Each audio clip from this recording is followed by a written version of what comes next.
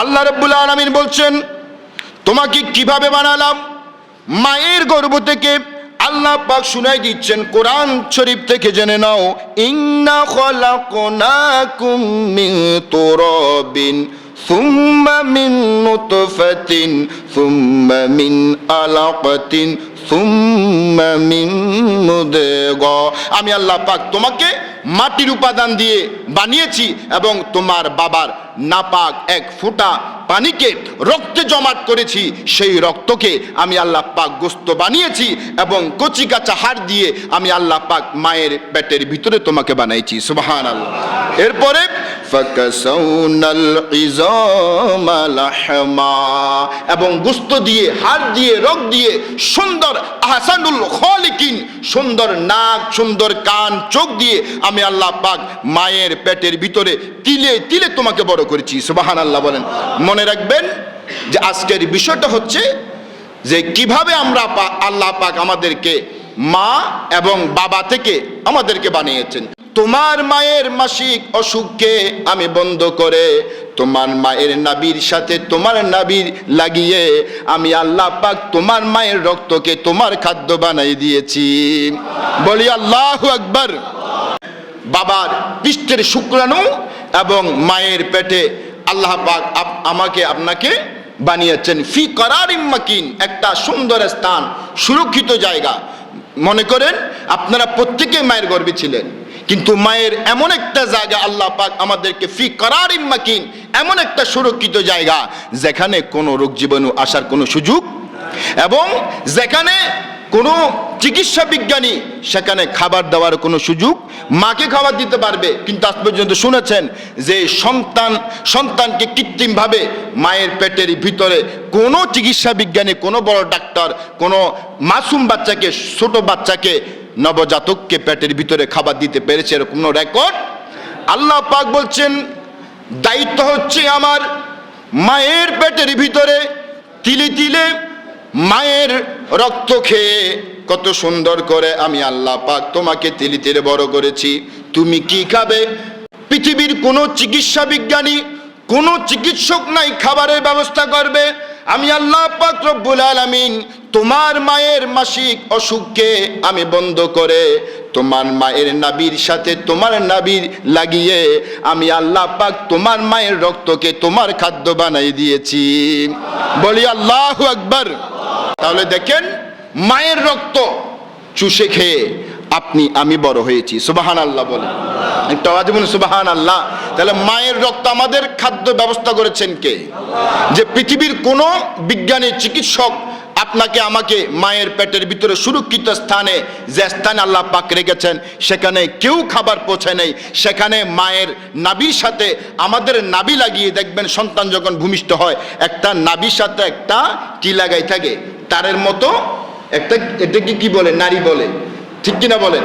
তো ওই জায়গা আল্লাহ পাক মায়ের নাভির সাথে সন্তান আপনার নাভি লাগাই দিয়েছেন, যাতে মায়ের রক্ত আপনার খাদ্যের ব্যবস্থা হয়ে যায়।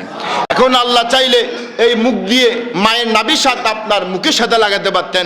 আল্লাহ বলছেন, না, তোমার মুখ হচ্ছে পবিত্র, পৃথিবীতে আসার পরে সেই পবিত্র জবান দিয়ে আমি আল্লাহর জিকির করবে তোমরা। সুবহানাল্লাহ। সেজন্য আল্লাহ পাক মায়ের কত অবদান, মায়ের কত স্যাক্রিফাইস আল্লাহ পাক এই সন্তানের জন্য আল্লাহ পাক আমাদের জন্য সৃষ্টি করেছেন। আল্লাহ পাক আমাদেরকে সে মায়ের প্রতি যত্নশীল হওয়ার তৌফিক দান করুন। এমন সুন্দর করে আমাদেরকে আহসানুল খালিকিন বানালেন, এরপর আমাদেরকে দুনিয়াতে পাঠালেন কিভাবে? আল্লাহ পাক তার বর্ণনা দিচ্ছেন, সুম্মা নুখরিজুকুম তিফলা, তোমাদেরকে শিশু, মাসুম বাচ্চা অবস্থা, একদম বাচ্চার আকারে আস্তে আস্তে মায়ের পেট থেকে দুনিয়া বের করে দিলাম। সুবহানাল্লাহ। এখন মায়ের পেটে খাবারের ব্যবস্থা করেছে কে? এখন দুনিয়ায় আসবে, দুনিয়ার মধ্যে যখন আসার পরে কান্নাকাটি আর কোনো ভাষা, আপনি বলেন, আমি বলেন, এমন কোনো সন্তান নাই যে জন্মের পর, ভূমিষ্ঠ হওয়ার পর চিৎকার দিয়ে কিছু কথা বলার শক্তি ছিল, কিন্তু একটা শক্তি আল্লাহ পাক দিয়েছেন, সেটা হচ্ছে কান্নার শক্তি। ঠিক কিনা বলেন?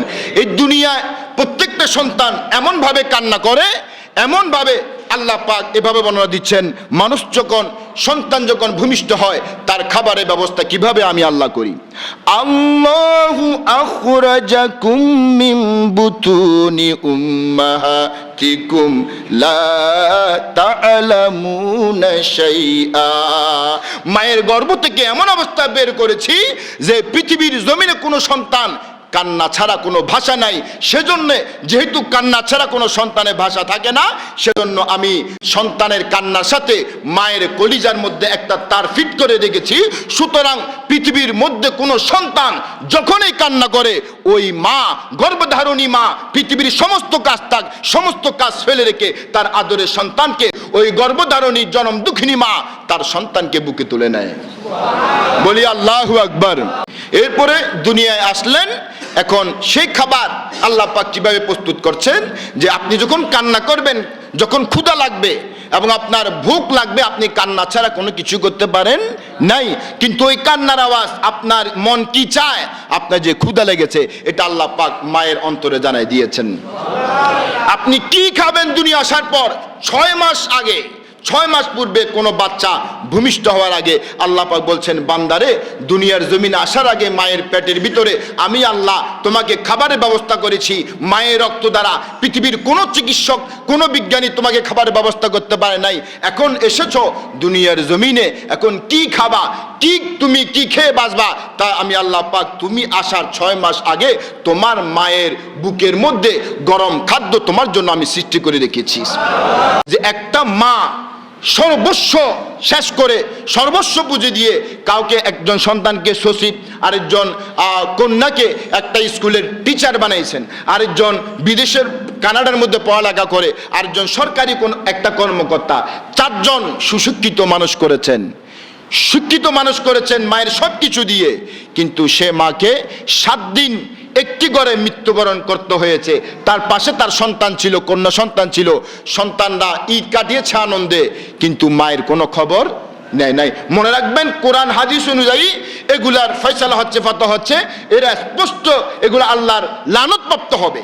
কারণ আল্লাহ পাক স্পষ্টভাবে আমাদেরকে বলছেন, চূড়ান্ত ফয়সালা ফতোয়া দিচ্ছেন আল্লাহ পাক, ওয়াকাদা আল্লাহ তা'বুদু ইল্লা ইয়াহু ওয়া বিল ওয়ালিদাইনি ইহসানা।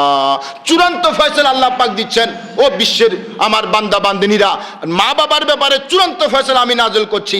আল্লাহ তা'বুদু, আমি আল্লাহর ইবাদতের পর, আল্লাহর ইবাদত যেখানে রাসূলের সেখানে আনুগত্য আছে না নাই, আমি আল্লাহর ইবাদতের পর আমি তোমাদেরকে হুকুম দিচ্ছি, ওয়াবিল ওয়ালিদাইনি ইহসানা, মা বাবার সাথে সর্বোত্তম আচরণ করো। যে বলেন সুবহানাল্লাহ। তাহলে দেখেন, খুদার ইবাদত অনেকে বলে মা বাবা জাহিরি খুদা, সুবহানাল্লাহ বলেন, ঠিক কিনা বলেন? আল্লাহ নিজেই তো বলছেন, এটা আমার কথা আপনার কথা না, যে ওয়াকাদা রাব্বুকা আল্লা তা'বুদু ইল্লাহু, আমি আল্লাহর ইবাদতের পর, আমি আল্লাহর ইবাদতের পর যার সবচাইতে আনুগত্য করবা, ওয়াবিল ওয়ালিদাইনি ইহসানা, মা বাবার সাথে সবচাইতে দুনিয়ার সবচাইতে বেশি সম্মানিত এবং সবচাইতে বেশি সুন্দর আনুগত্য করবা। সুবহানাল্লাহ।